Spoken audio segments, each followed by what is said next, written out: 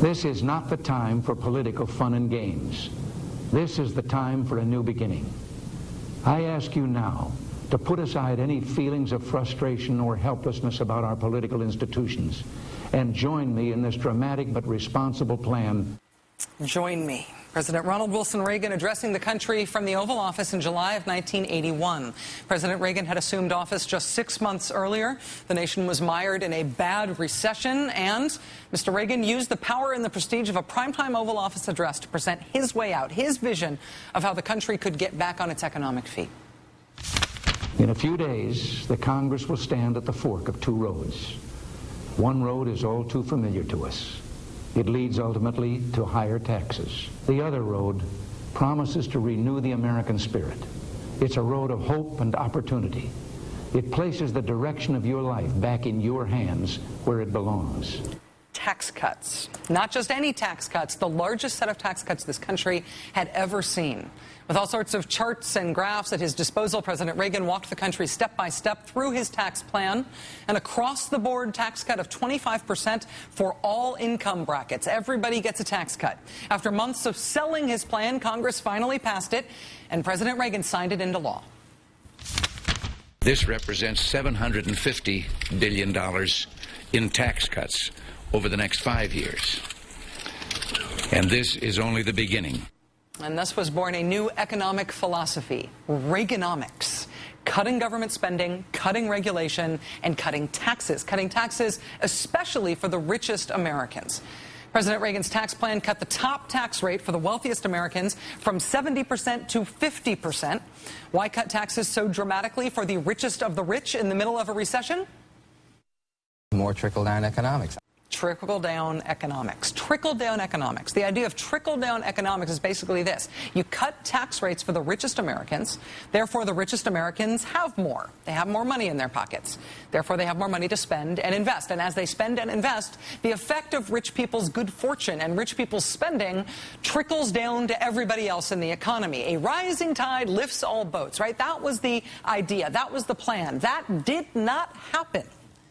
Reaganomics was a spectacular success in some ways. It was a spectacular success for the richest Americans in the country who benefited the most from President Reagan's historic debt-exploding, budget-busting tax cuts. In 1980, the top 1% of Americans earned wages of about $110,000 a year.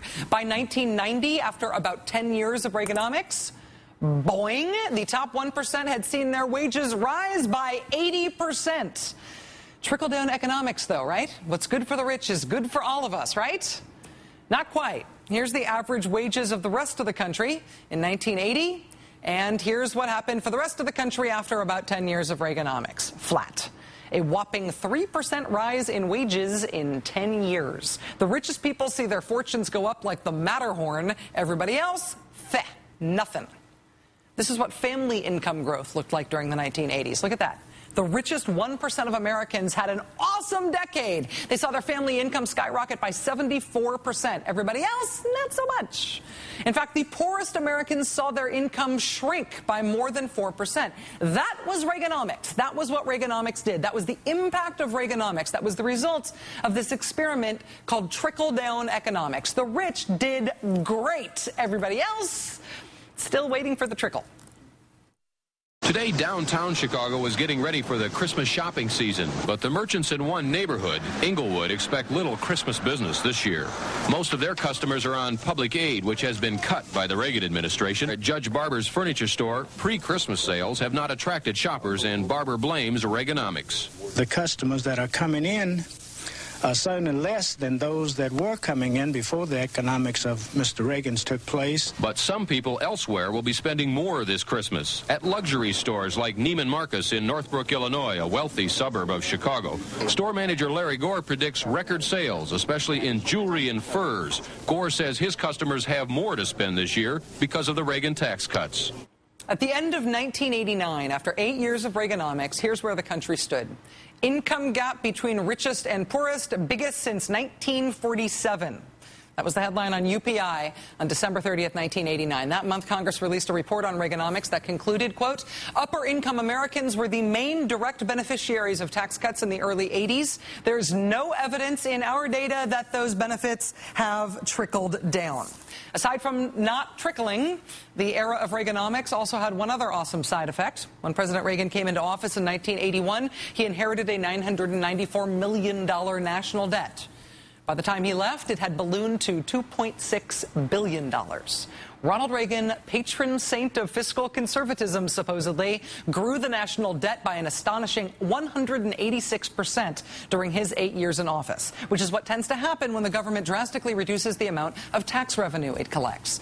When the Reagan folks tried to argue that the huge deficits they were creating were not that big of a deal, they were kindly corrected by editorials like this one in the Washington Post from January 1988. Quote, the deficit is a terrible legacy for which the country will be paying socially as well as financially for years.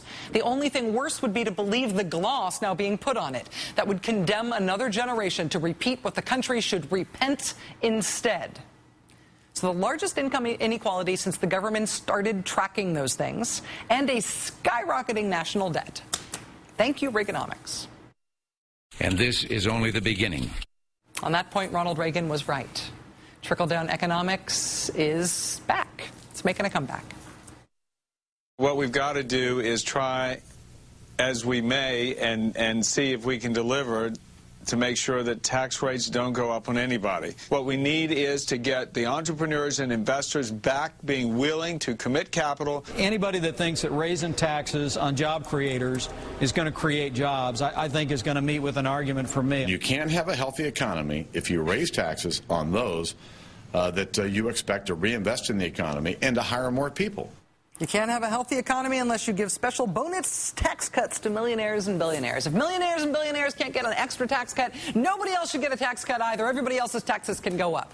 Those are the people, those rich people, those are the ones who invest. Give them money and watch it trickle down to everybody else. Go ahead, watch it trickle down to everybody else. Just watch. See what happens. Watch the country right itself by giving massive tax cuts to the super rich. Average hourly wages have dropped 4.5%. That 5 million workers have lost their jobs because of factory closings and corporate cutbacks, and that the nation's richest families are getting a bigger slice of the economic pie, while the growing number of poor people are getting a smaller slice. Just watch. There is a key difference, of course, between now and 1981. Now, we have a president in the White House who doesn't subscribe to the economic theory that one of his Republican predecessors used to call voodoo economics. We've been told that the way to a stronger economy was to give huge tax breaks to corporations and the wealthiest Americans, and somehow prosperity would trickle down. Well, now we know the truth. It didn't work. Instead of prosperity trickling down, pain has trickled up. It didn't work. Giving billions of dollars in tax breaks to the super rich did not work. The difference between now and 1981 is not on the Republican side. They're still selling trickle-down. The difference between now and then is the president now doesn't buy it, and the rest of us know what happened the last time somebody tried to promise us a trickle. Tomorrow, Democrats in the United States Senate have an opportunity to render their judgment, a return to trickle-down economics or not. Good night.